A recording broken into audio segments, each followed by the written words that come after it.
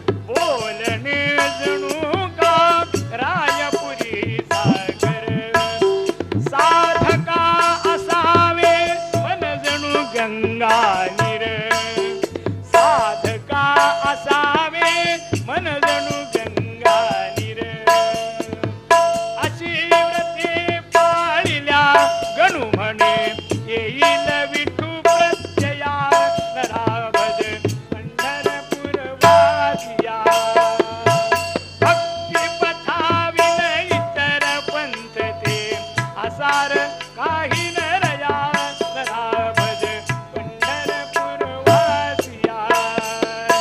पुंडलिक वरदा गुरु ज्ञानेश्वर तुकाराम महाराज की जय विठ्ठल विठ्ठल विठ्ठल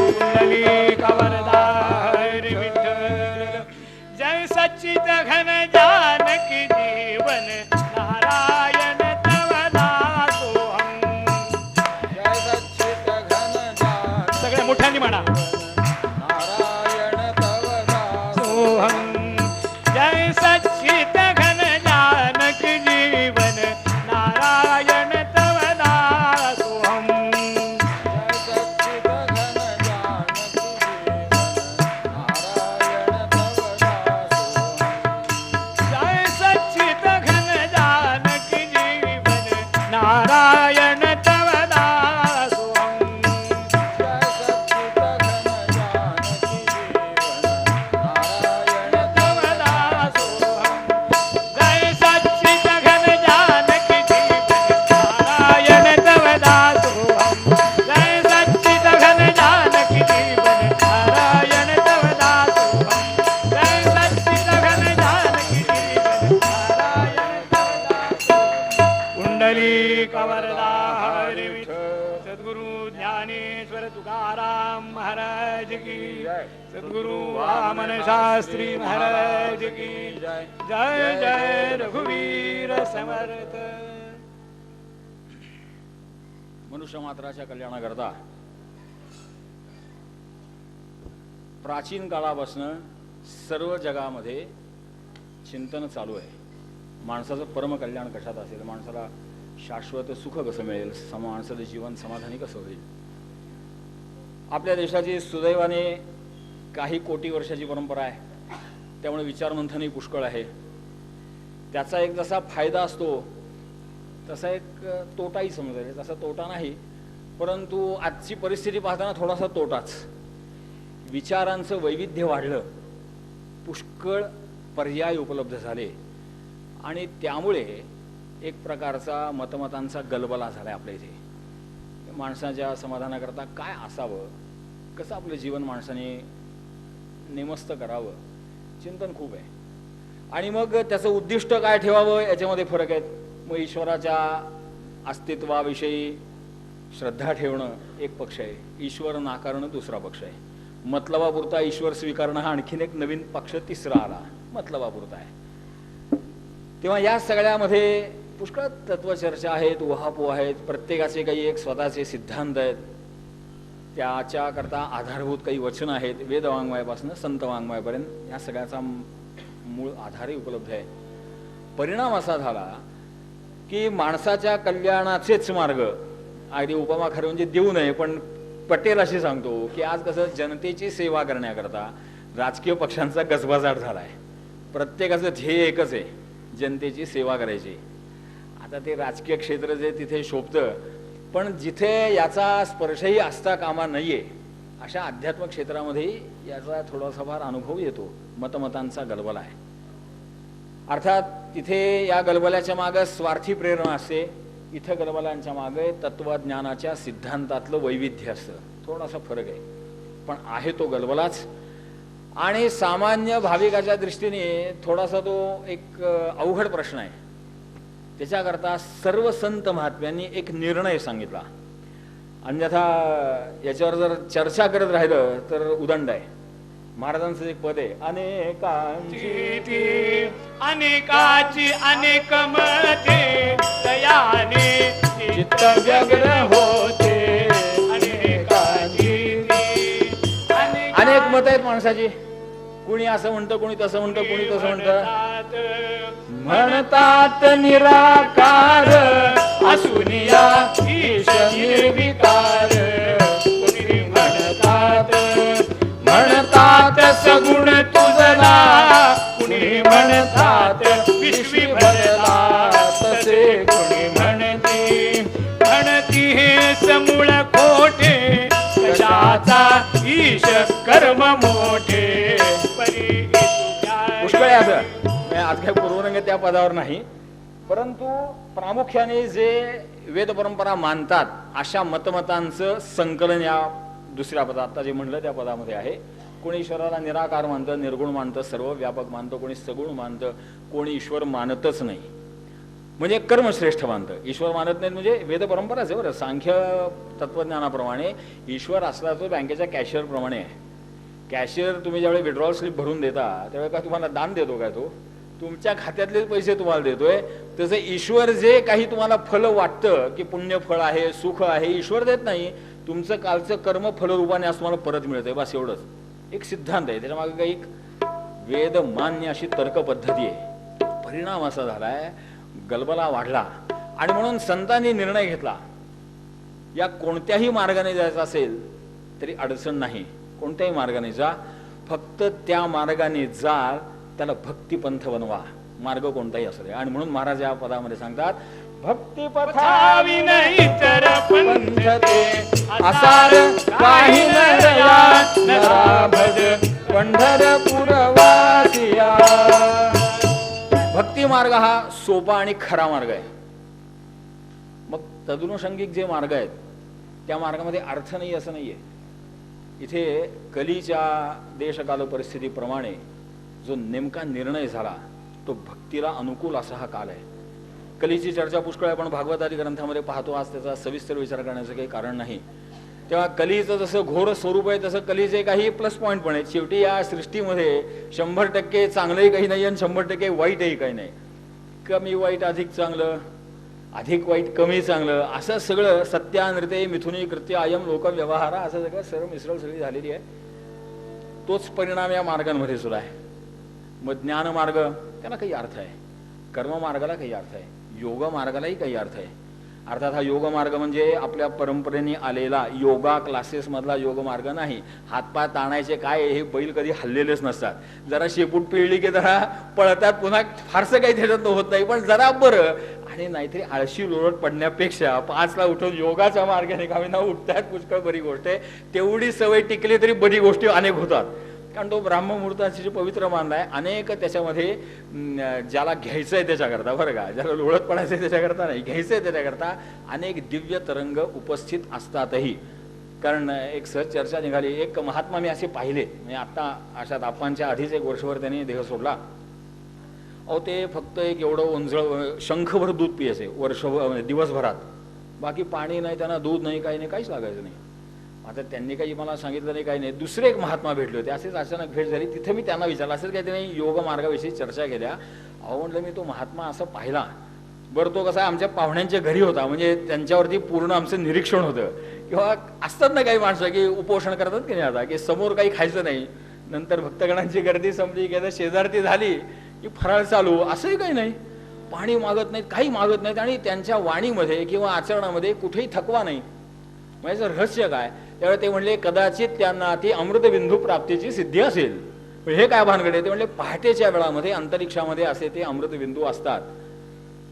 सांगण्याचा माझा तात्पर्य अर्थ असा आहे, ती अमृतबिंदू प्राप्तीची सिद्धी आपल्याकरता नाही, परंतु त्या वेळेमध्ये असे अनेक दिव्य तरंग या सृष्टीमध्ये उपलब्ध असतात. एक सृष्टी प्रसन्न असते, माणसाचं शरीर मनबुद्धीही प्रसन्न असतं.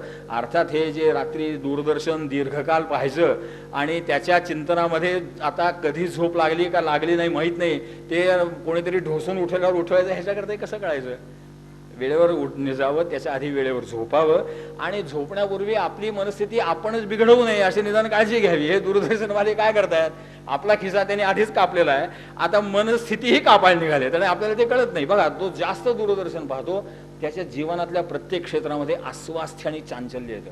कदाचित काही पूर्व प्रारब्ध बळकट असेल तर जाणवत नाही, आज ना उद्या हे जाणवणार. आणि अजून एक 5-10 वर्षांनी वाटतं ती मर्यादा सुरू होईल आमच्या हिशोबाप्रमाणे, की दूरदर्शनाचा प्रचार जसा प्रभावी झाला तिथपासून आता एक पिढी बरोबर ती संस्कारित होईल. ती ज्यावेळी तरुण होईल त्यावेळी आपल्याला त्याची भीषणता जाणवेल, आणि दुर्दैव असं असणारे त्यावेळी आपल्याला सावध राहून काहीही करता येणार नाही, कारण त्या सगळ्या सुविधा आपल्या हाताच्या बाहेर गेलेल्या आहेत.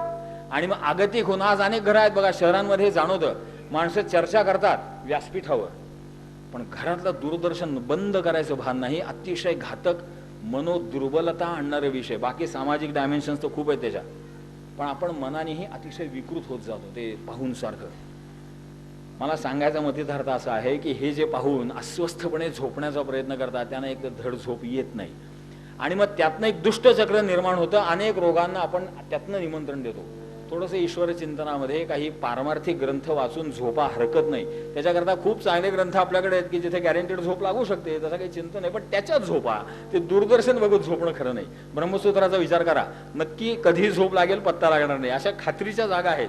त्याच्यात झोपायची सवय ठेवली तर आपोआप लवकर झोपला तर माणूस पहाटे उठेल, आणि मग या काही दिव्य आल्हाद नैसर्गिक प्रवृत्तींचा फायदा घेता येईल.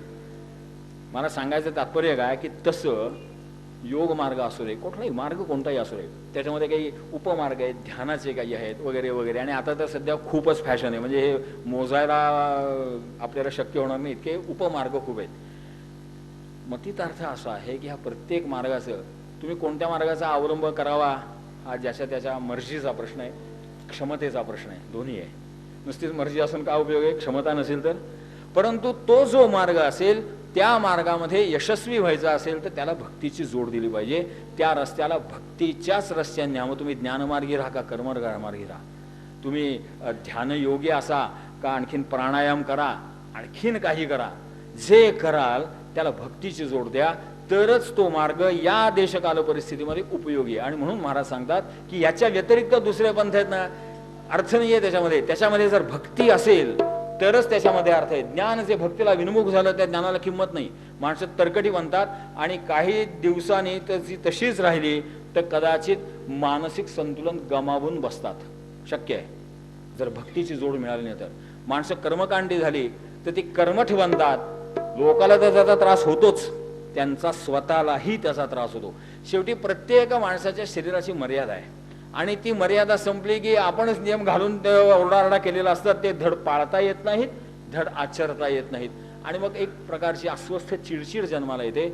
या सगळ्या गोष्टी टाळायच्या असतील तर त्याही मार्गांमध्ये भक्ती मार्गाची जोडणी देता आली पाहिजे, तर त्याच्यामध्ये सार असेल. मग असं जर भक्ती मार्गाचं सामर्थ्य आहे तर शुद्ध भक्ती मार्गाने न का जावं, ते जास्त सोपं आहे. आणि म्हणून कलीमध्ये कलौतत हरिकीर्तनात की जे प्राप्त कृते ध्यायते पुंसः, सत्ययुगातली गोष्ट आहे. कृतयुग ज्याला म्हणतात, हे माणूस जे करेल ते यशस्वी होतं, त्याला कृतयुग म्हणतात. आज जे माणूस करेल ते अयशस्वी होतं. पुण्यमार्ग असेल तर बघा, कुठलंही पुण्यकाम, कुठलंही सत्कर्म पहिल्या झटक्यात केलं आणि 100% यशस्वी झालं, कलीमध्ये होणार नाही. त्याच्या मागं अनेक भानगडी येणार, यश अपयश पचवत पचवत कस्तरी एकदा ते पूर्ण व्हायचं. हा कलीचा प्रभाव आहे. त्यामुळे ते कृतयुगात शक्य होतं, त्याचं ध्यानधारणा सहज शक्य होती. त्या काळातला युगधर्म तो होता. पुढे त्रेतायाम यजते मखैही, त्रेतायुगातला युगधर्म यज्ञयागादी कर्म होता. द्वापरे परिचर्यायाम, द्वापर युगातला युगधर्म पूजा अर्चा आहे, आणि कलियुगातला युगधर्म नामस्मरण आहे. आणि म्हणून आपल्या आत इथे पूजा सुद्धा करताना त्याला नाममंत्रेण, मग चंदनादी उपचारही पूजे, तर नाममंत्राने पूजा करायची. नाममंत्र जर वगळला तर सगळं ते असार होतं. मार्गामध्ये भक्ती मार्ग, आणि भक्ती मार्गातला आत्मा हे नाममंत्र आहे, भगवंताचं नाम आहे. आणि म्हणून महाराज मुद्दाम या पदामध्ये एक उपदेश करतात की दुसऱ्या मार्गाने जायचं आणि त्याला भक्ती जोडायची, त्यापेक्षा भक्ती मार्ग जास्त बरा ना. आणि म्हणून दुसरे मार्ग असार आहेत, अयोग्य नाही आहेत. असार, आता काही मार्ग असतात, काही नॅशनल हायवे असतात, काही जवळचे असतात पण खाचखळग्याने भरलेले असतात. कोणत्या मार्गाने जायचं जास्तीने ठरवावं. सामान्यतः प्रशस्त मार्गाने जाणं हे हितकर आहे, आणि भक्ती मार्ग हा संतांनी प्रशस्त केलाय अशी त्यांची साक्ष आहे. मोडून या वाटा सूक्ष्म आणि दुस्तर, केला राज्यभार चाले ऐसा. आता हा सुपर एक्सप्रेस मेगा हायवे तयार केलाय.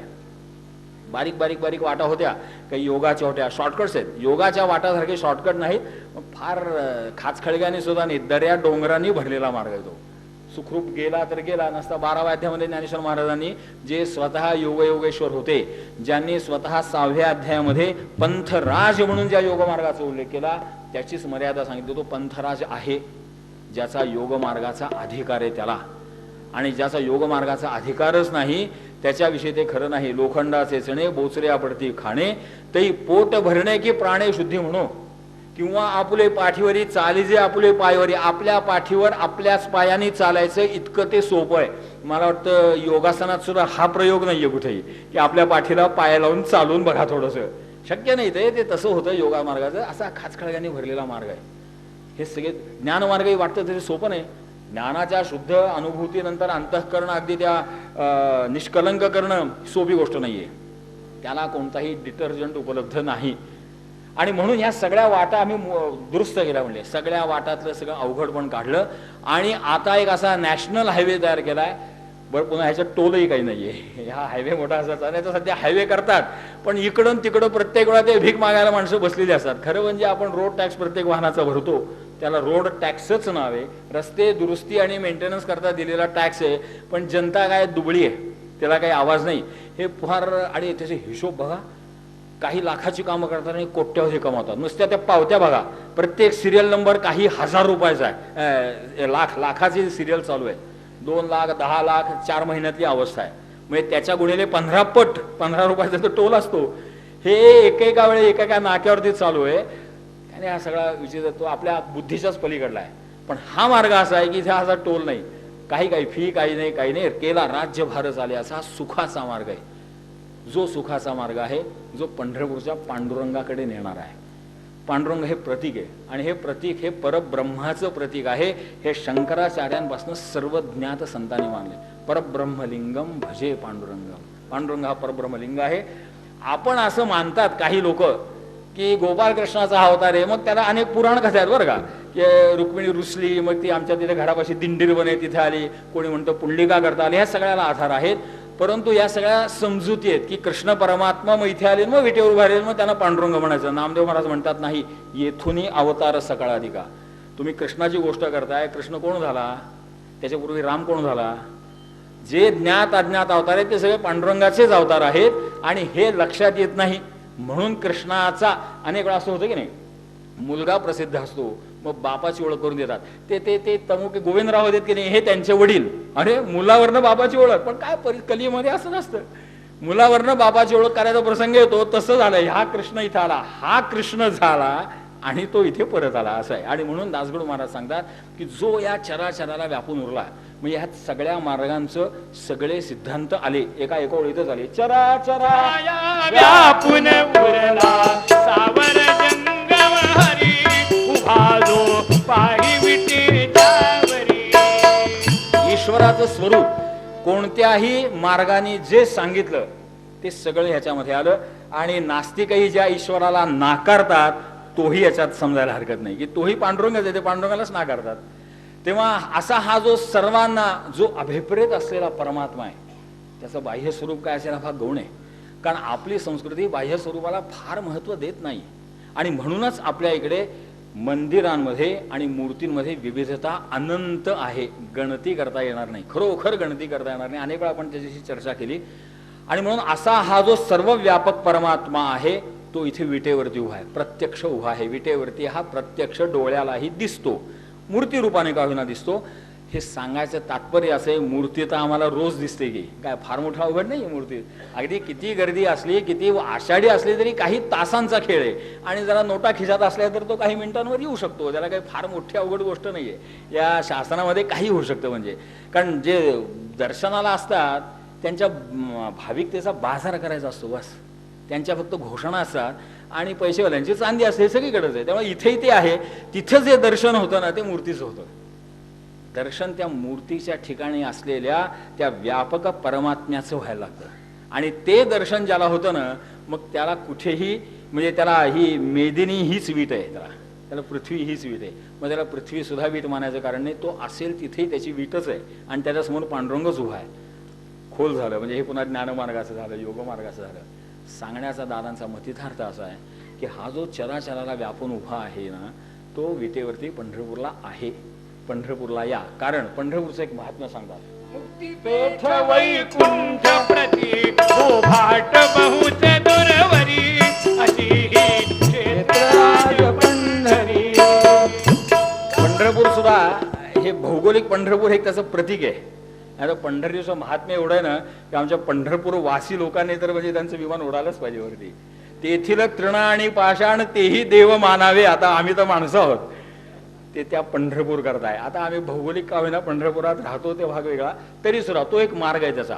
संतांना जे अभिप्रेत असलेलं पंढरपूर आहे त्याची थोडा ओळख करून घ्यावी लागते, की ज्या पंढरपुरामध्ये भक्तीचा बाजार आहे, म्हणजे भक्तीचा चांगल्या अर्थाने बाजार आहे. संत सज्जने मांडलेली दुकाने, जे जया पाहिजे ते आहे रे, भुक्ती मुक्ती फुकाच साठी कुणी तयाकडे न पाहेरी. ही पंढरपूरचा बाजार आहे.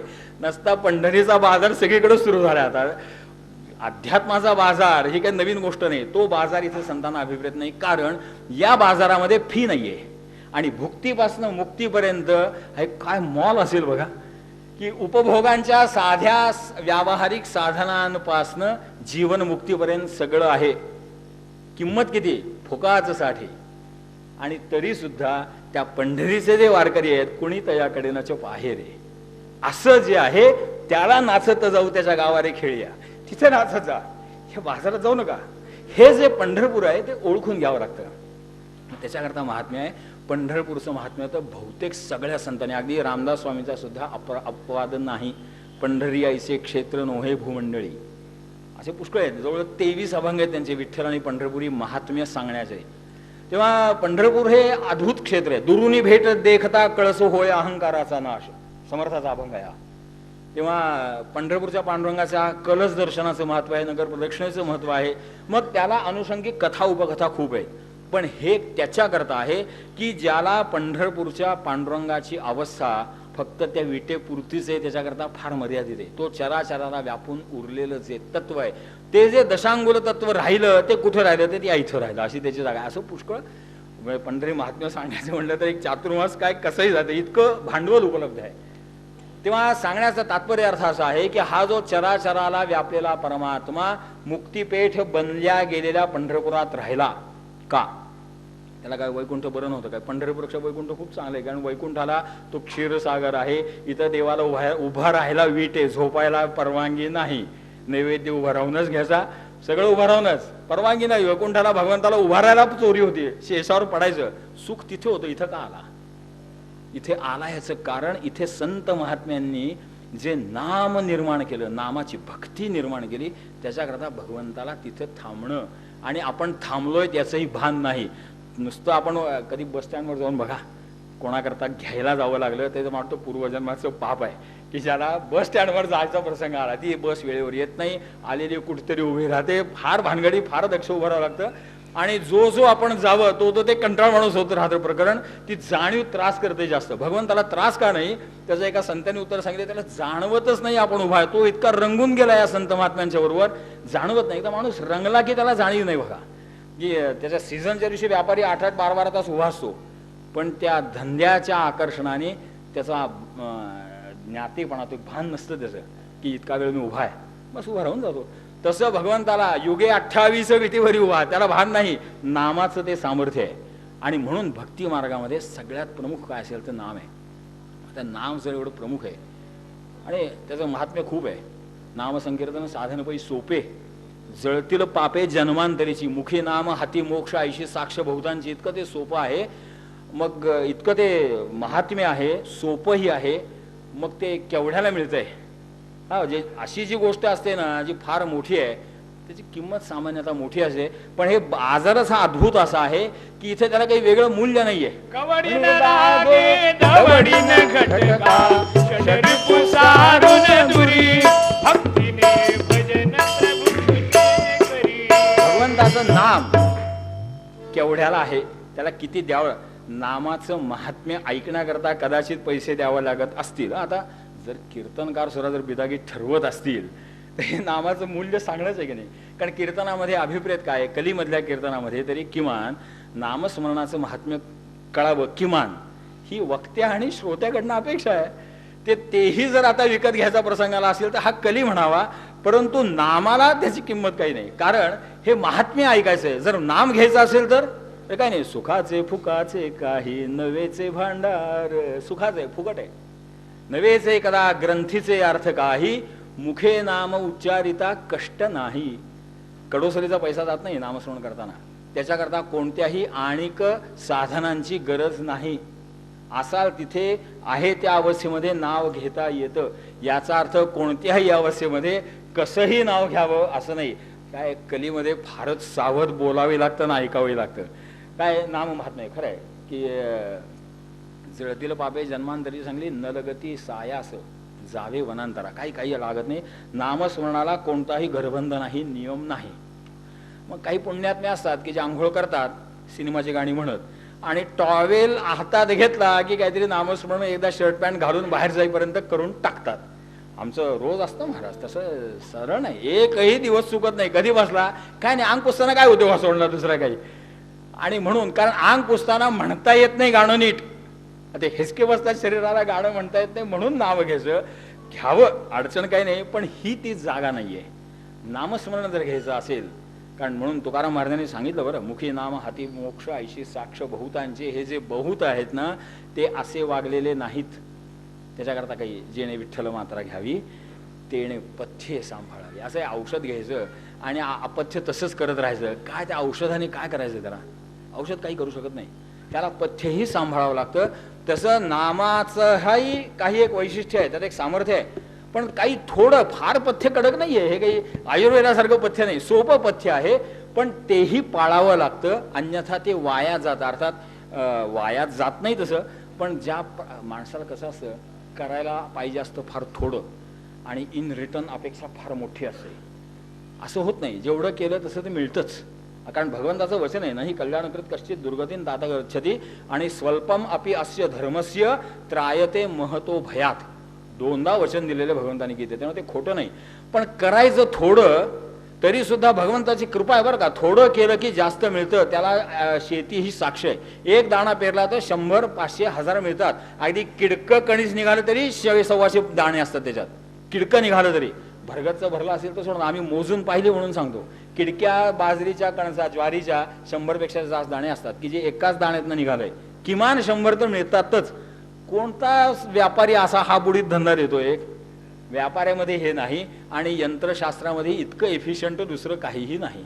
आज आपली एफिशियन्सी जास्तीत जास्त 98%, म्हणजे 100% खायचं 98% द्यायचं, तरी आपण म्हणतो नाही असू दे चांगलं आहे एफिशियंट आहे.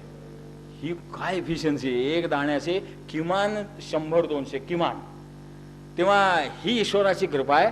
परंतु त्याला काही जपणूक आहे की नाही? आता ठीक आहे, शेती कशी केली तरी चालतेच, तरी पण काहीतरी सांभाळावं लागतंच कधी त्याला. ते सांभाळायचं म्हणजे पारमार्थिक साधना करायची. नाम स्मरण सोपं आहे.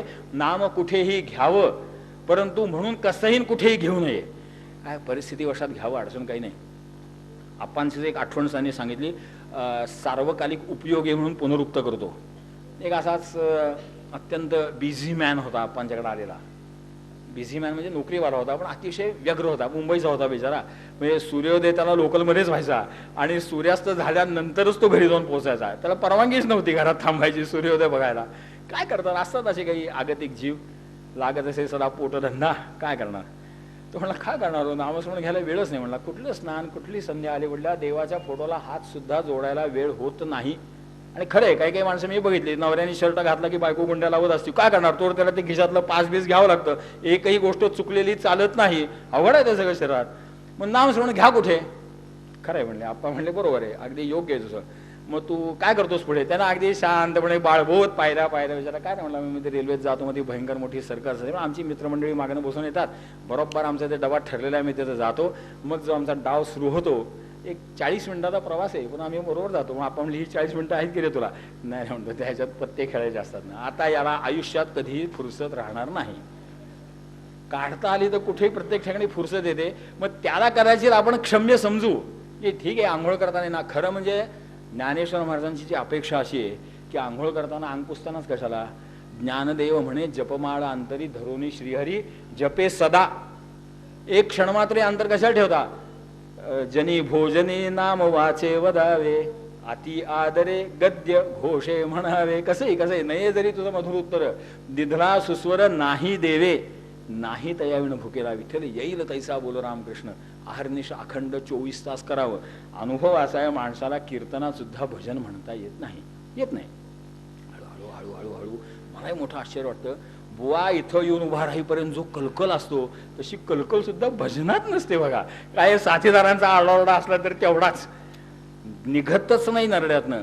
खरं म्हणजे विचार करा गंभीरपणे, जर आपल्याला कीर्तनामध्ये जिथे सगळेच एका भजनाच्या प्रेमाने जमले, यांच्याबरोबर जर भजन म्हणता आलं नाही, तर त्या संसारामध्ये जिथे कोणीही आपल्याबरोबर भजनाला अनुकूल नाही, सगळे आपापल्या व्यापात गर्क आहेत, तिथे भजन कसं म्हणता येईल? आणि घोषणा करायची, ज्ञानदेव म्हणे जपमाळ अंतरी घरोरे श्रीहरी जपे सरा. थापा मारायला सोपं आहे. दुसरं आमचं आज जप चालू असतो. अरे आज जप चालू असतो सोपी गोष्ट आहे, पण म्हणतात माणसं, म्हणतात काय आज त्याच्या डोक्यावरून पाहायला काही कोणाला शक्य नाही आणि पाहून नाहीये, पण काय काय दिसेल हे भरोसा नाही, म्हणून ते देवाने योजना बंद करून टाकली. आज कोणाला डोकवायची सोय नाही. अहो आपल्या आपल्या आत डोकवून पहा म्हणजे कळतंय काय घाण आहे तिला भरलेली. खरं नाही ते. तेव्हा सर्व कालामध्ये नाव संतांची अपेक्षा आहे की अहो येता जाता उठत बसता काम करिता सदा देता घेता, प्रत्येक कृतीशी नाम जोडा, नक्की ती कृती शुद्ध होत जाते. आता आम्हाला भजनात नाव घेता येत नाही, त्यांच्याकरता हे नाही, पण भजनामध्ये इथे प्रॅक्टिस करायची. क्लासला सध्या ट्युशनचा जमाना फार आहे, तेव्हा इथे भजनाची प्रॅक्टिस समजा आणि भजन करा. विठ्ठल विठ्ठल विठ्ठल विठ्ठल विठ्ठल.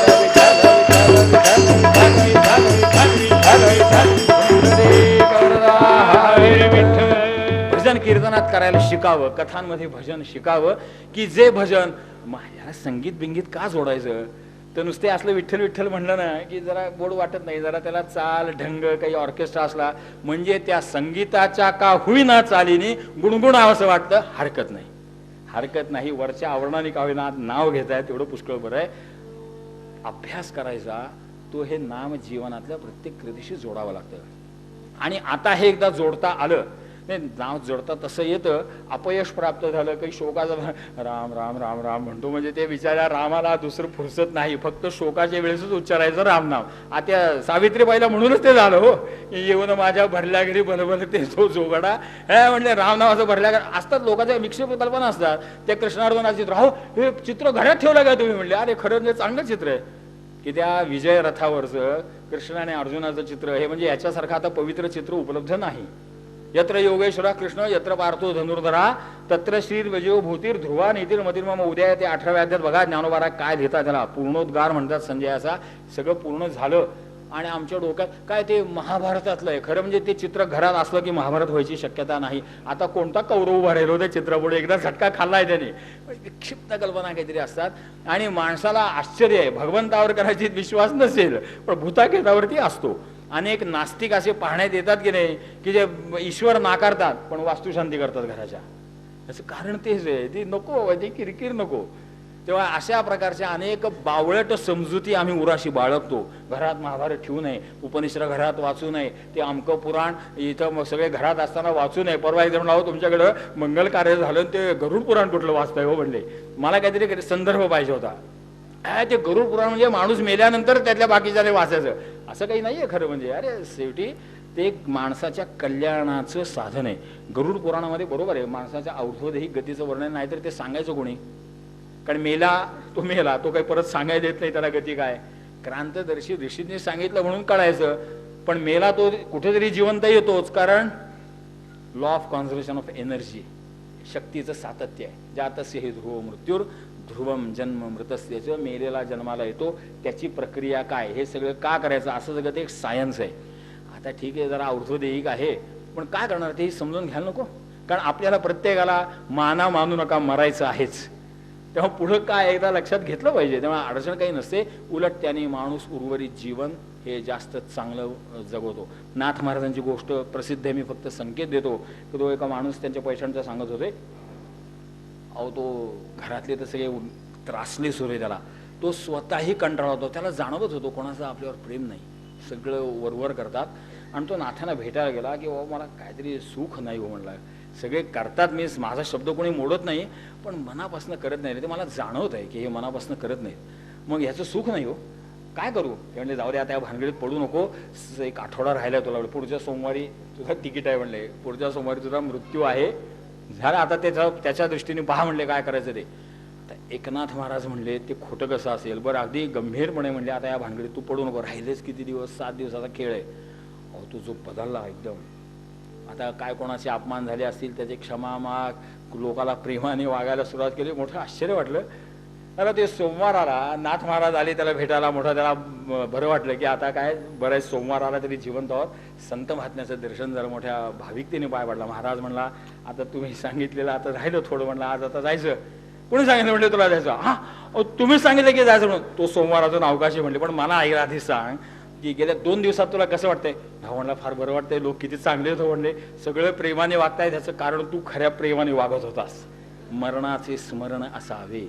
एक ना एक दिवस जायचंय. हे जो स्मरण ठेवतो त्याचं जीवन आपोआप सरळ बनतच हो. ही उन्मत्तता कशामुळे येते? आम्ही अमर आहोत. खरं म्हणजे अमर आहोत ही कल्पना ठेवावी ज्ञानार्जन करण्याकरता, ज्ञान मिळवण्याकरता आम्ही अमर आहोत. कारण असा जो ज्ञानार्जन करतो त्याला पुढच्या जन्मात पूर्वजन्माचं ज्ञान मिळतंच. पण आपण नेमकं तिथे जावं देवा आता किती राहिलंय, थोडं राहिलंय, कुठेही खटपटी करू सोडून देतो. असं करू नये. नको ते करायची वृत्ती होणं हा कली आहे. आणि म्हणून नाम हे सोपं आहे, फुकट आहे. काहीही वेचावं लागत नाही. तरी पण जर नाम आता उपयोगी पडावं असं वाटत असेल तर काही गोष्टी स्वीकाराव्या लागतात. उदाहरणार्थ महाराज म्हणतात पाहिजे प्रेमाचे पाझर, कुटलीत पाहिजे प्रेमाचे पाझर, बोलणे जणू कारायपुरी सागर, साधका असावे मन जणू गंगानीर, अशी व्रते बाळिल्या गणू म्हणे येईल विठू प्रत्यया रावण पंढरपूरवासिया. नामस्मरणाचेही काही उपचार आहेत. खरं म्हणजे त्याचं हे पद फारच मोठं आहे, पण अर्थाला इथपर्यंत पुरेसे नाही. तर मधलं आपल्या गैरसोयीचं फार आहे, तुमच्या नाही माझ्या सुद्धा. तर आपला शेवटचा उपसंहारात्मक सांगतो की असं अतिशय फुकट, सोपं, अत्यंत महत्वाचं, त्याला स्वतःचं सामर्थ्य आहे. अनेक सांगावं तेवढं महात्म्य थोडं आहे. असं हे नाम आता प्राप्त झालं. बरं, नाम अप्राप्त कोणाला आहे? सामान्यतः आपल्या इथे बरी माणसं असतात, ती मुलाबाळांची नावं सुद्धा देवादिकांचीच ठेवतात आणि तशीच ठेवावीत. अजामिळ कथा त्याला साक्ष उपयोगी, त्याला मुलाचं नावच पडलं. त्याने जर आत्ताचं फॅशनेबल नाव ठेवलं असतं तिथं काही विष्णुदूत येत नव्हते आणि पुढचं काही त्याला पण यमदूतच होता. ऍक्सिडेंटली का होईना नारायण नाव त्या मुलाचं ठेवलं. मुलाच्या आसक्तीने का होईना नारायण नावाला त्यांनी कल्याण करून घेतलं. तेव्हा आपल्या इथे ती प्राचीन पद्धती. आता थोडं दूरदर्शनमुळे काहीही नावं ठेवतात, काहीही. एकाने नाव ठेवलं कृभल म्हणे, कृभली त्याचं नाव, मुलाचं नाव कृभली. हे काय रे म्हणला? काय नाही, माझ्या बायकोचं आडनाव असं अध्यक्षर आहेत म्हणला. अरे हे मुलाचं नाव ज्याला अर्थ नाही, काय नाही, काय नाही. काय म्हणलं मूर्ख असं करू नको. ते आजावेळ कथा एक त्यांनी वाचली पण पुन्हा बारसं केलं बरं का. मुलाचं नाव बदललं आता त्यांनी. नाही म्हणलं आता विष्णूचंच नाव ठेवतो म्हणला. म्हणजे मुलाच्या आसक्तीने का होईना मरताना नाव आलं तर कधी कल्याण होईल. नुसतं याचा जप करून काय उपयोग आहे? काय नाही. काही अनिकेत नाव ठेवतात. अरे अनिकेत विष्णू सहस्रनामात नाव आहे, पण ज्याची घरादारावर आसक्ती नाही, ज्याला घर नाही, दोन्ही अर्थ आहेत त्याचे. तुमच्या मुलाचं असं झालं तर चालणार का हो तुम्हाला? काही नाव फॅशन म्हणून ठेवतात, त्याला काय कळतच नाही. ठेवणारे शहाणे. आणि मग काय आता पुढचं सांगायला नको. असं करू नये. आपल्या इथे ती अजून बरी परंपरा आहे. ते नाम फुकट आहे. नाव कोणाला अप्राप्त नाहीये. आता ते फळत का नाहीये? संत महात्मे खोटं बोलत नाहीत, त्यांची साक्ष खरी आहे. आमचा अनुभव उलटा आहे. याचं कारण आम्ही त्या नामाला प्रेम जोडत नाही. आणि म्हणून दासगणू महाराज जे सांगतात त्याचा समारोपात्मक भाग असाच आहे की भक्ती मार्गाला आचरणाला आरंभ केला, नाम जप करायला सुरुवात केली, नामाचं माझी उपासना चालू आहे, तर त्याचा तपासायची जागा कोणत्या? ह्या तपासायच्या जागा आहेत. फुटले तर पाहिजे प्रेमाचे पाझर. प्रेम निर्माण व्हायला पाहिजे. आणि खरं सांगू का, प्रेम हे निर्माण झालेलंच खरं असतं. आदेश काढून होतं ते प्रेम नाहीये. हुकमानी प्रेम जन्माला येत नाही. हुकमानी वेठ बिघाड जन्माला येते. नाटक माणसं प्रेमाचं करतील, सोडून द्या. जर प्रेमाने पाझर फुटा माणसं, आता त्याच्या पुढचे तुम्हाला सांगतोय, कलीचा प्रभाव असा आहे ना, जी कोणती चांगली गोष्ट असेल त्याचा सत्यानाश कुठं होतं तर कलीच हो. बघा, प्रेमाची पाझर पाहिजे का तुम्हाला? आम्हाला फुटतात. माणसं रडतात, प्रश्नच नाही. माणसं रडणारी मी पाहिलेत. खरं असतं ते खरं नाही. कधी इकडे तिकडे बघून रडतात.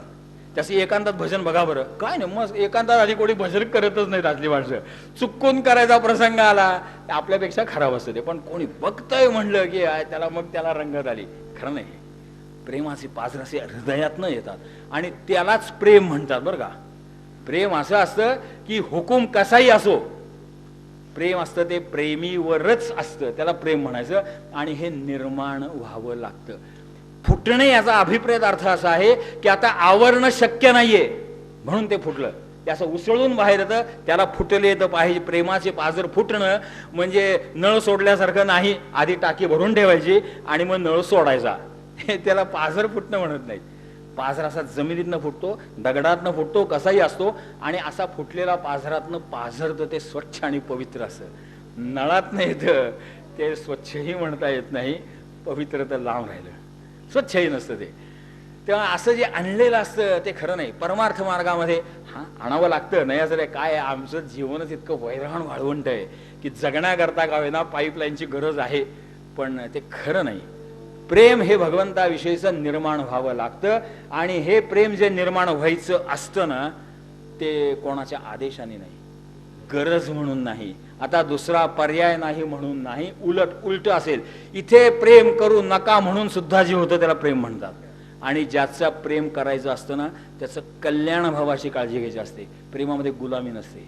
पुन्हा एक उदाहरण देतो. आई लहान मुलाच्या मुस्काळीत मारते, प्रेमाच्या अधिकारानेच मारते, किंबहुना प्रेम असतं म्हणूनच मारते. जिचं खरं प्रेम नसते त्यांनी मरू दे, कार्टक किरकिर करते, पेढा द्या, बर्फी द्या, काही का होईना, म्हणजे त्याचं काही का होईना, आत्ताची किरकिर थांबली. हे प्रेम नाहीये. खाऊ देणं हे प्रेम नाहीये. मुस्काळीत मारणं प्रेम आहे. प्रोव्हाइडेड हे मुस्काळीत मारणं मुलाच्या कल्याणाचं आहे. आपली दुपारची झोपमोड झाली म्हणून मारणारे आया कलीमध्ये आहे. आता कलीमध्ये मी मग सांगितलं ना, वत्सलतेला सुद्धा असं सांगायचं आता सोय उरली नाही. काय बेबी टॉर्चरिंग आता अपरिचित नाही. किंवा आपल्या स्वार्थाकरता पूर्वीची माणसं फारच सरळ होती हो. त्यांना काय आपल्या स्वार्थाकरता त्यांना आई तरी मुलाचा छळ करणार नाही असं त्यांनी गृहीत धरलेलं आहे. आता काही नाही, झोपमोड झाली तरी कार्टी मार खातात. हे सोडून द्या. पण जर खरंच मुलाच्या ज्याच्यावरती प्रेम करायचंय त्याचं कल्याण व्हावं हा अर्थ अभिप्रेत आहे. तेव्हा आणि दुसरी गोष्ट आहे, प्रेम करा सांगायचा प्रसंग आला, ह्याच्यात काही गडबड आहे ओळखलं पाहिजे का नाही. तेव्हा महाराज म्हणतात प्रेमाचा पाझर फुटावा लागतो. नामस्मरणाचा हा परिणाम जाणवत असेल तर काहीतरी तथ्य आहे. आणखीन एक गोष्ट थोडी सोपी सांगितली. बोलणे जणू का रायपुरी साखर. त्या डायबिटीस फारच वाढलेला असल्यामुळे सगळं घरोघरी डायबिटीसच झाला आता बघा सगळीकडे.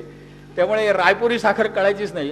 तात्पर्य अर्थ असा आहे की त्याच्या बोलण्याला एक गोडवा आहे. जो गोडवा तुकाराम महाराजांच्या शिव्यांना आहे. नुसतं व्याकरणाचा विचार केला तर कठोर शब्द आहेत, निंदनीय शब्द आहेत. पण जेव्हा ते अभंग गाथ्यात येतात, त्याचे संपूर्ण मागचे पुढचे संदर्भ लक्षात येतात, त्यावेळी तीच विकृत शब्दमाला एक रुचकर बनून जाते. ते प्रेम असतं म्हणून. आणि असं बोलणं याला रायपुरी, ही रायपुरी साखर म्हणजे काय. आता या कॉपरेटिव्ह फॅक्टरीजमुळे रायपुरी साखर संपली, पण ती अशी होती असं म्हणे, माहित नाही. रायपुरी साखरचं बाकी विश्लेषण उपलब्ध नाही, पण ती अशी होती. याचा सांगण्याचा मतितार्थ असा आहे की ज्याच्या वाणीला गोडवा, इथे गोडवा म्हणजे जिभेच्या पुरतं संवेदना नाही, कारण ती साखरेने सुद्धा येते. आणि 2 थेंब जास्त झाले तर तोच गोडवा कडू पण होतो. त्या गोळ्या मिळतात गेली, 4 गोळ्या जास्त टाका. 2 चमचे साखर जास्त टाकली तरी चहा पिवत नाही, 4 चमचे टाकली तर काय होईल. ते खरं नाही. गोडवा याचा अर्थ असा आहे की ते जे कडवटपण घालवण्याचं सामर्थ्य आहे. नावाने असं होतं का आपल्या आयुष्यातला शोक कमी झाला, तुझं गोडवा अभिप्रेत आहे. याचा अर्थ दुसऱ्याचं मन न दुखवता बोलावं असाही अर्थ अभिप्रेत नाही, कारण याला ज्ञानेश्वर महाराजांचा सुद्धा अपवाद नाही. काल आपण ऐकलं बरोबर आहे. सगळ्यात सौम्य आणि कमी टोचणारं बोलले ज्ञानेश्वर महाराज. पण आमची तरलता अशी वाढत जाते, गाथ्यातल्याशिवाय आम्हाला चालतात एक वेळ, कारण त्यावेळी आम्ही निगरगट्टच असतो. ज्ञानेश्वरीचं असं सामर्थ्य, पुन्हा सामर्थ्य म्हणायचं, आमचं मन इतकं तरल होतं की तो गावड्या शब्दसुरात टोचतो. आता काय करायचं, टोचणारच. तेव्हा हे खरं नसतं ते. तेव्हा त्याला जिथे रोखठोक पाहिजे तिथे रोखठोकच बोलावं लागतं. ज्ञानेश्वर महाराजांचं काय होतं मुळात, त्यांचे अभंग काढून बघा, ते काही तसे तितके सोपे नाही आहेत आणि इतके मधुरही नाहीत. ज्ञानेश्वरामध्ये तो जो संवाद सांगायचा आहे तिथे त्यांच्यासमोर प्रामुख्याने निवृत्तनाथादी अधिकारी होते. आमच्यासारखे गणंग थोडेसेच होते, त्यामुळे ते बरं झालं. पुढे त्यांचाच बाजार वाढला आणि म्हणून पुढे हे कठोरता यावी लागली, दुसरं काही नाही. पण बोलणं आहे त्याचा उपयोग हा कडवटपणा घालवण्याकरता करावा लागतो. आणि कडवटपणा घालवायचा असेल तर कित्येकदा कडू बोलावंही लागतं, काट्याने काटा काढावा लागतो. त्याला काय करणार. तेव्हा हेतू त्या गोडव्याचा आहे कडवटपणा जावा. आपल्या जीवनामध्ये दुःखाचा कडवटपणा आहे, शोकाचा कडवटपणा आहे. हा जाईल असं बोलावं लागतं. योग्य वेळी हितकर उपदेश हा देता आला पाहिजे. ही म्हणजे लगेच कीर्तन प्रवचनाला गर्दीला व्हावी असं नाही. कारण नाही ते माणसाला परोपदेश हे पांडित्यम, दुसऱ्याला उपदेश करायला भयंकर हौस असते, त्यातला उपदेश नाही. पण खरंच एखादा व्याकुळ असेल काही त्याच्या व्यावहारिक प्रारब्धामुळे, त्याचं सांत्वन करता आलं पाहिजे. तोही परमार्थाचा एक अविभाज्य घटक मानावा, अशी आज तरी परिस्थिती आहे. तेव्हा हे जे सांत्वनपर गोडवा निर्माण करणे हेही सामर्थ्य. म्हणजे दुसऱ्याचं दुःख सांत्वन करण्याकरता आधी त्याचं दुःख जाणवलं पाहिजे की नाही, मग त्या दुःखावरचा उतारा सांगता येतो. म्हणून दुसऱ्याच्या दुःखाची जाणीव होणं हाही त्या गोडव्याचा एक अर्थ काढावा, असे काही विचार आहेत. तेव्हा बोलणं असं प्रेमाचे पाझर फुटावेत याच्याकरता एक गोष्ट अत्यंत आवश्यक आहे. साधका असावे मन जणू गंगा नीर. अवघड गोष्ट आहे आणि अपरिहार्य गोष्ट आहे. या मागच्याही दोन्ही गोष्टी शुद्ध प्रेम ओळखावं लागेल. शुद्ध प्रेमाची प्राप्ती व्हावी असं वाटत जरी असेल आणि मग दुसऱ्याचं दुःख समजावून घेणं, ते वाणीमध्ये गोडवा असणं, हेही जरी प्राप्त व्हायचं असेल, त्याच्याकरता किमान माणसाचं मन हे गंगा जलासारखं शुद्ध असावं. साधका असावे मन जणू गंगा नीर. गंगेचं पाणी जसे शुद्ध पवित्र आहे, त्याच्यामध्ये अपवित्र गोष्टींची भरमार झाली तरी सुद्धा पाणी म्हणून ते पवित्रच राहतं. आता आपण वागतोच आहोत असं की त्या गंगेमध्ये गंगेचं पाणी कमी आणि बाकीचंच पाणी जास्त व्हायला लागलं आणि म्हणून ते आता घेवेना झालं. ते गंगा जल शुद्धीकरण मोहीम का राबवावी लागली? गंगेच्या पाण्यामुळे नाही. अहो शेवटी प्रत्येकाला काही नैसर्गिक मर्यादा आहे की नाही? अहो एखाद्याची ताकद किती किती श्रेष्ठ पैलवान असला, 4 पोती उचलेल, 10 पोती उचलेल, अख्खा ट्रक त्याच्या डोसकार म्हणून मांडला तर काय होईल? संपणारच ते. गंगेने तरी काय करावं? आपण इतकं भयानक प्रदूषण त्याच्यात सोडतोय आणि म्हणून आजकालच्या काय आहे, मुलांना कदाचित कळायचं नाही. ह्या गंगेत बरोबर आहे, ह्या कलकत्त्याच्या पुढच्या गंगेत मार्जन त्याची गंगा कशाला? आता पंढरपूरला आम्हाला म्हणायचं पाळलेले चंद्रभागे करता असताना, आता बाबांनो ऐकू नका, चंद्रभागा डोळा देखिलिया, बस तेवढंच पुरे. डोळ्याने चंद्रभागा पहा हेच स्नान. काय? कारण त्याचं आपलं काय आहे, स्वतंत्र भारताचे नागरिक आहेत सगळे, त्यामुळे नदीच्या वरती ट्रक जातात, म्हशी जातात आणि प्रवाहाला पाणी नाही. आता काय असेल तिथं? आणि मग काय आहे, पवित्रता आहे पण त्याला बावळटपणा जोडायला परवानगी नाही आहे धर्मशास्त्राची. पवित्रही असावं, स्वच्छही असावं. आम्ही स्वच्छ करणार नाही, आम्हीच अस्वच्छ करतो. बघा, जे चंद्रभागेमध्ये जातात तेही एसटी मध्ये बसतात, काहीतरी खातात आणि त्या चंद्रभागेत, पूर्वी चंद्रभागेने माणसं नाणं टाकायचे जास्तीत जास्त भगवंताच्या पूजेचं निर्माल्य, पण त्यावेळी चंद्रभागा वाहती होती. गंगा फार लांब आहे आपल्या देशातली, पण गोदावरीची ओरड तीच आहे. म्हणजे त्याला काही फार नवीन नाही, उद्या स्नानाला जाऊन बघा म्हणजे कळते काय आहे ते. तेव्हा नदी पवित्र आहे. आम्ही आमच्या या सगळ्या वागणुकीमुळे, ही जी आपली कॉस्मॅटिक्स आहेत ना सगळी, ही सगळी अनैसर्गिक आहेत, इको फ्रेंडली नाही आहेत. आणि हे सगळं अमेरिकेने आपल्या देशावर लादलंय, ते पैसे मिळवून राहिलेत आणि आमच्या पाण्याच्या नद्या प्रदूषित. उद्या हेच लोक पाण्याच्या बाटल्या विकायला यांनी सुरुवात केली. जे आपल्या देशात पाण्याच्या बाटल्या आणल्या कोणी हो? पूर्वी असं म्हणत होते ज्ञानेश्वर महाराजांच्या ज्ञानेश्वरीत असं लिहिले की अरे पाणी तर सगळीकडे उपलब्ध आहे ना फुकट, ते 2 थेंब टाकी, आता पाणी विकत घ्यावं लागतंय आपल्याला. हे कोणी आणली परिस्थिती?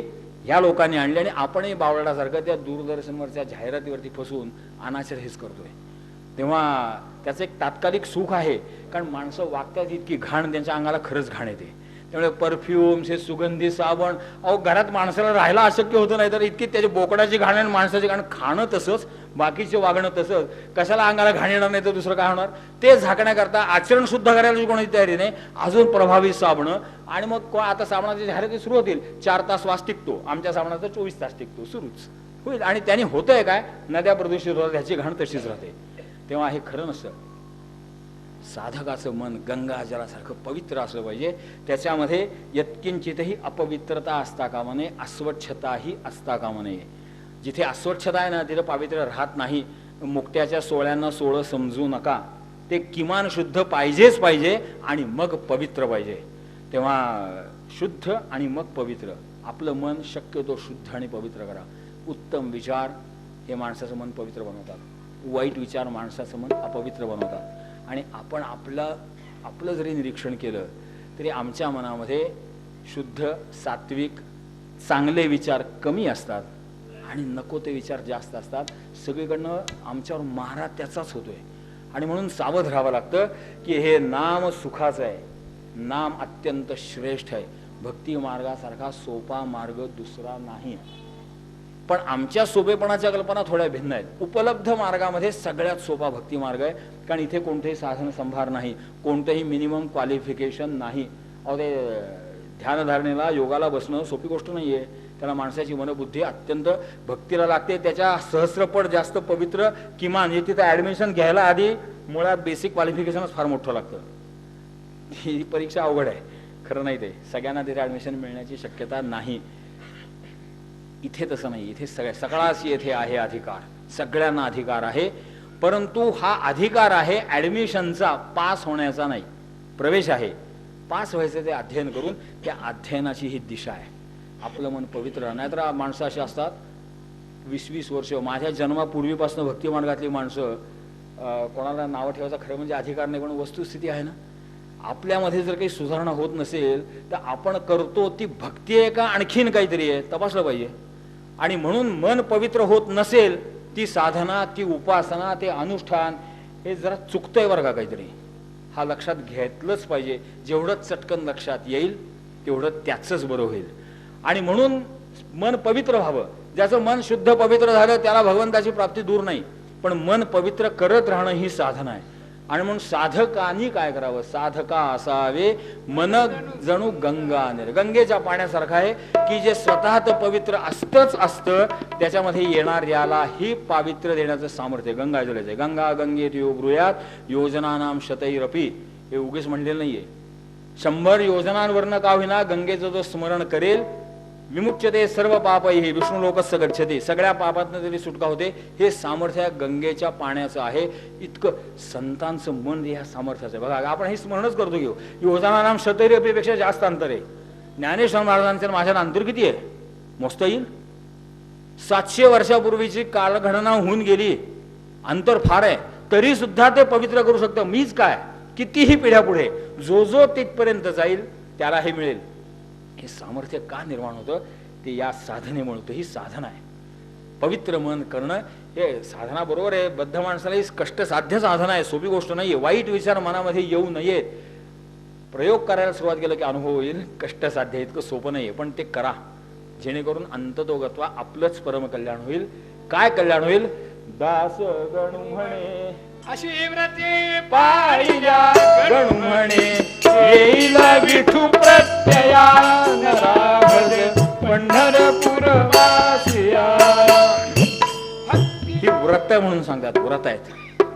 प्रेमाचे बाजार फुटले पाहिजेत, एक व्रत आहे. घ्या तर खरं, यशस्वी होईल अपयशस्वी होईल ठीक आहे. आपल्या काही आळसाचा, ज्ञानाचा, प्रारब्धाचा सगळं आपण काल जसा विचार केला, अधिष्ठानम तथा करता कर्णंच व्रतविधम विदाश्च पृथक चेष्टा दैवम चैवात्र पंचनम असू दे. कधी अपयश येईल, कधी यश येईल. शेवटी पुन्हा म्हणूच ना की यथा ज्ञानेनं यथा मिलितोपचार द्रव्य. पण पूजा झाल्यानंतर आम्ही आधीच तिथनं सुरुवात करतो, जमेल तसं करू, होईल ते होईल, प्रारब्धात असेल ते घडेल. हे खरं नाही. उपासना करा, साधना करा.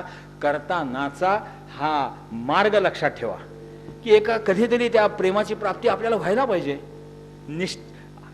होईल त्यावेळी होईल. निदान पाठी तरी एसटीची ती असू द्या की आपल्या ज्या गाडीत बसायचं त्या पोचू पंढरपूरला, त्यावेळी पंढरपूरला पोचू. पण निदान बसची पाठी नांदेड पंढरपूर आहे एवढी तरी काळजी घेताल का नाही? काही दुसऱ्या नांदेड हिंगोली गाडीत बसायचं आणि पंढरपूरची वाट बघायची. कधी पोचणं शक्य आहे? त्या पाठी असं निदान पाठी तरी असू द्या. या पाट्या समजा. आणि आता पाट्या समजलात, आता व्रत समजा. असं आहे हे व्रत घ्या. व्रत घेणं म्हणजे त्याच्याकरता काही कष्ट करणं अभिप्रेत आहे. व्रत हे असं सहजगत्या होत नसतं, आणि जे सहजगत्या होतं ना त्याला व्रतही म्हणत नाही. आता श्रावण महिन्यात त्या व्रतांचा मूर्धन्य आहे, सगळ्या व्रतांचा सुकाळ आहे. तो कुठं चहा सोड आणि कुठे बिनसाखरेचा सोड. हे खरं नाही. माणसं बिनसाखरेचा चहा पितात, पण ते शुगर फ्री टाकून पितात. डायबिटीज नाही काय, आम्ही साखर सोडली आहे जरा श्रावण महिन्यात. अरे ह्याला का साखर सोडणं म्हणतात काय?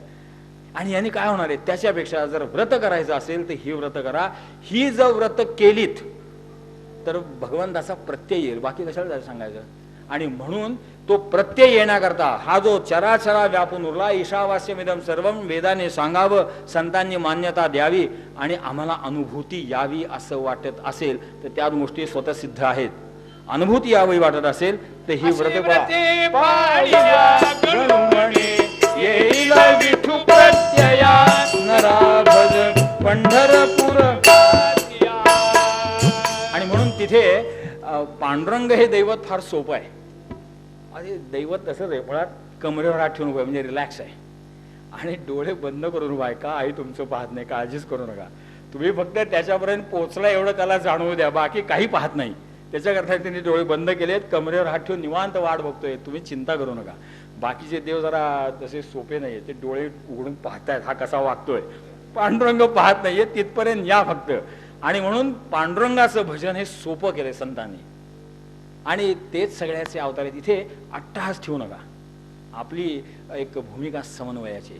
पांडुरंगाचं स्वरूप सांगताना असंच आहे, त्याच्यामध्येच एक सकृत दर्शनी वरतो व्याघात आहे.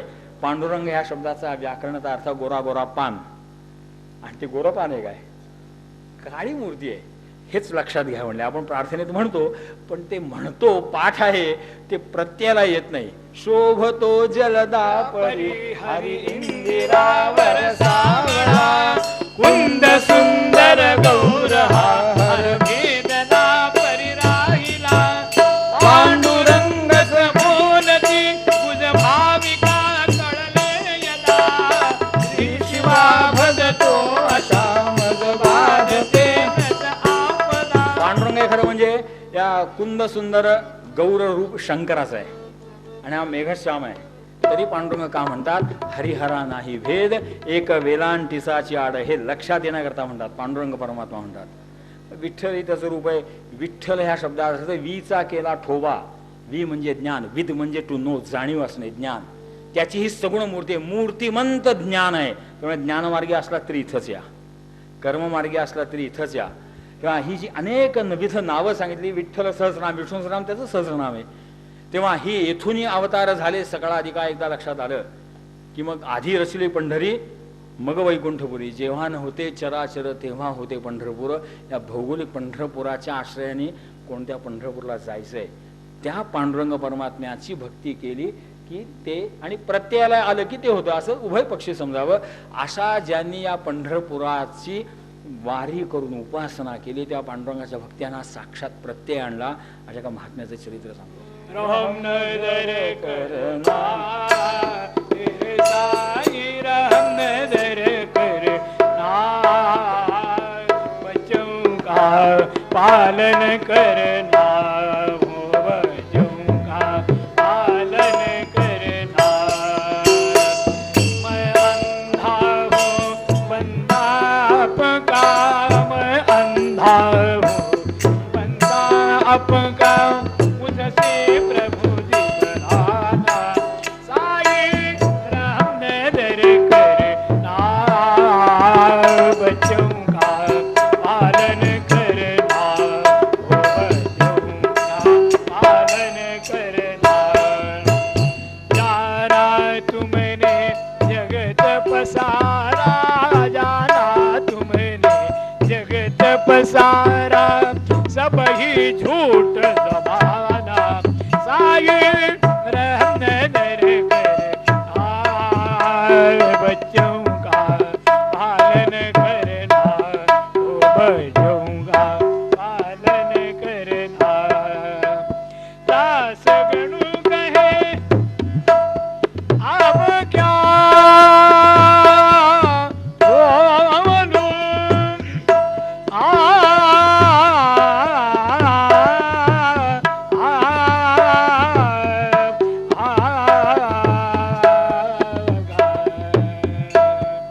दास गणु कहे अब क्या बोलूं, थक गई मेरी रसना. साई रहम नजर करना, बच्चों का पालन करना, ओ बच्चों का पालन करना. कुंडली कवरदा हरि विठ्ठल, ज्ञानेश्वर तुकाराम महाराज की.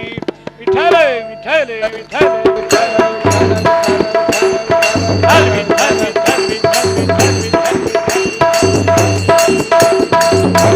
विठ्ठल विठ्ठल. कुंडली गवर्धा हरी विठ्ठल. सिटी काल देश असो काही काना, राम कृष्ण हरी जय जय भावाने म्हणा, राम कृष्ण हरी जय जय भावाने म्हणा. रूप वर्ण वेश असो काही काना,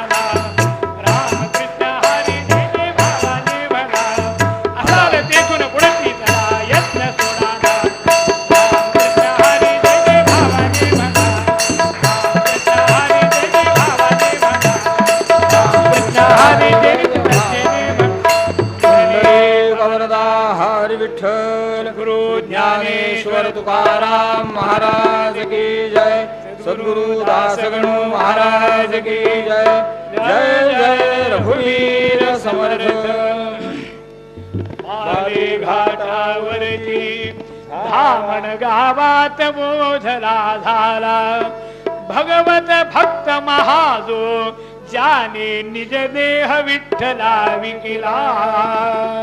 भक्ती मार्गाचं परम टोक सांगण्याकरता महाराज प्रयोग करतात की या धामणगावच्या बोधराज पाटलांनी आपला देह जणू भगवंताला विकला होता. वस्तू एखादी गोष्ट विकली जाते त्यावेळी त्या विकल्या जाण्यामध्ये म्हणण्याचा मतित अर्थ असा आहे की त्याच्या सगळ्याचं स्वामित्व ज्याने विकत घेतलं, ज्याला विकली त्याचं झालं. हा देह भगवंताला विकला, देहाचं सर्व स्वामित्व ईश्वराचं, आपलं स्वतःचं काही राहिलं नाही. सर्व भावानी देह बुद्धी ईश्वरार्पण करणं परमार्थातली फार पराकोटीची अवस्था आहे. ती या बोधराज पाटलांची होती आणि म्हणून भक्ती मार्गामध्ये एक आदर्श जीवन चरित्र म्हणून ते गायलं जातं. पण बार्शीच्या जवळ तो वैराग मार्ग जो सोलापूरचा रस्ता आहे तिथं धामणगाव आहे. तो भौगोलिक पट्ट्यात बालेघाट म्हणतात त्याला, तो येडशीचा डोंगर वगैरे तो त्याचाच एक भाग आहे. तिथे या माणकोजींचं वतन होतं धामणगावामध्ये. आजही त्यांची समाधी तिथे आहे. त्यांचे वंशजी आहेत अजून पंढरपूरला, त्यांची एक शाखा पंढरपूरला पण आहे. तेव्हा तिथे माणकोजी पाटील होते, त्या गावचे वतनदार होते. मोठा श्रीमंतीचा थाट होता त्यांचा. जननजाचे जगताप कुळी झाले जननजाचे जगताप कुळी झाले मराठ्याचे की मूळ होशविले मानकोजी हे नाम जयाला ते पाटील दस्तकी भक्तराना असे पाटील वतनदार पाटील होते, ते पिढीजात पाटील होते. त्यामुळे खानदानी श्रीमंती होती. एक 5-1 वर्षात झालेली श्रीमंती खरी नसते, कारण ती पवित्र मार्गाने आलेली नसते, टिकतही नाही ती फारशी. त्यांनी जास्तीत जास्त पुढे काय होतं, पुढच्या पिढ्यांपासून वकील आणि डॉक्टर जगायला सुरुवात होते. त्यांचं काही बरं होत नाही ते.